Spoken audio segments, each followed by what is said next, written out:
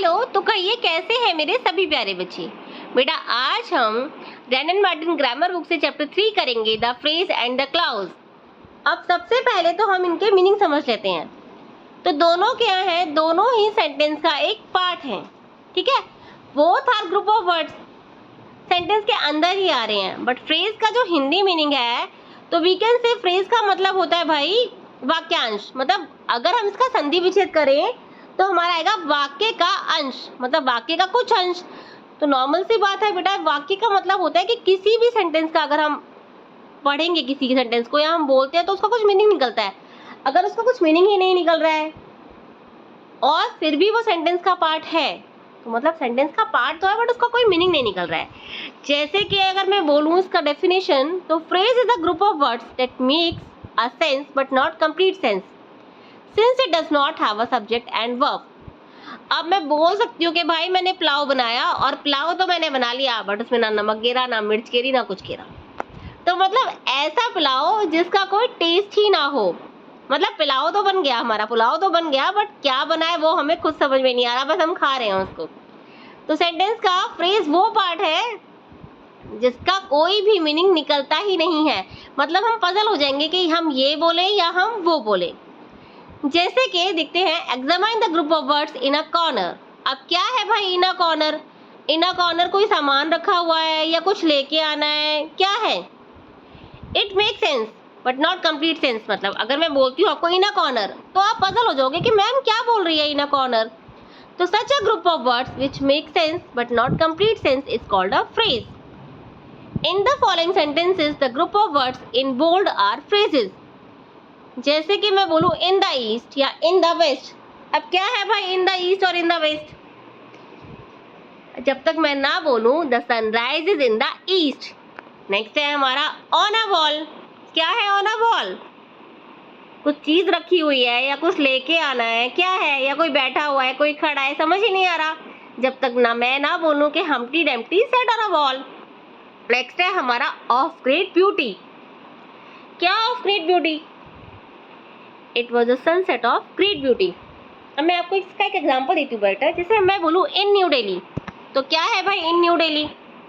Sentence का part है। ये तो मुझे समझ में आया कि ग्रुप ऑफ वर्ड्स तो है, ये भी sentence is a group of words और phrase is also a group of words.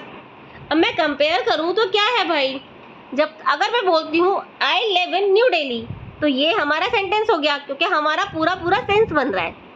But in New Delhi में बोलती हूँ तो उसका कोई सेंस नहीं है। See I live in New Delhi, तो ये क्या है भाई, I is the subject and live is the verb. समझ में आ रहा है बेटा? तो सेंटेंस के पास में तो दोनों है, सब्जेक्ट भी है और वर्ब भी है, बट इस बेचारे के पास में ना वर्ब है और ना सब्जेक्ट है। तो ये क्या है, ये फ्रेज है। इसके कुछ फीचर्स हैं वो देख लेते हैं हम। जैसे कि a phrase is a part of sentence, same like sentence. Phrase भी क्या है, फ्रेज एक पार्ट है सेंटेंस का, but it does not make complete sense. मगर इसका कोई भी अपना सेंस नहीं बनता है।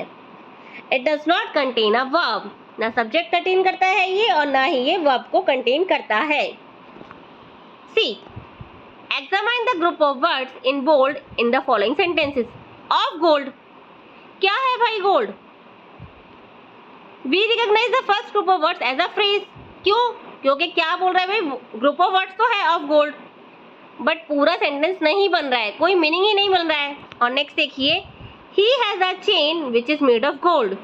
तो the second group of words under the phrase of gold. अब क्या है भाई, ये सब्जेक्ट भी है इसमें विच, और प्रेडिकेट भी है इज मेड ऑफ गोल्ड। तो ये क्या हो गया भाई, ये क्लाउज हो गया।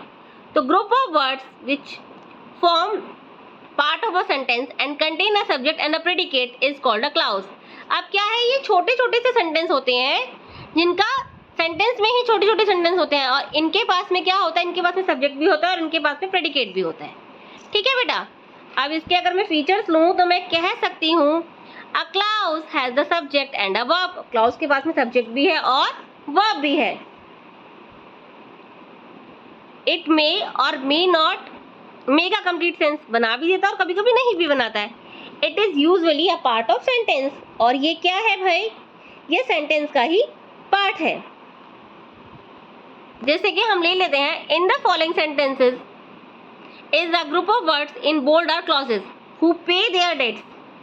क्या है भाई, या फिर हम देखते हैं the boy is going, sense तो बन रहा है, the boy is going, subject भी है, प्रेडिकेट भी है और वर्ब भी है इसमें। तो क्या है भाई, the boy is going to the market. अगर मैं टू द मार्केट नहीं भी लगाती हूँ तो भी सेंटेंस का मीनिंग है।